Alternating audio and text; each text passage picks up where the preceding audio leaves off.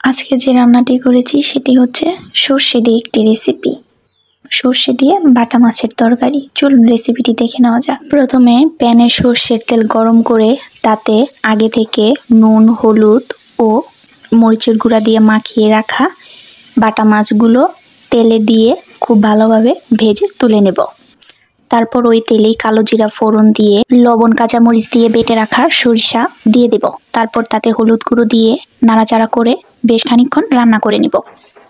যখন তেল ছেড়ে যাবে তখন পরিমাণ মতো ঝোলের জন্য পানি দিয়ে দিব। আর লবণ ও কাঁচামরিচ দিয়ে সরিষা বাটার কারণে সরিষা তেতো হবে না।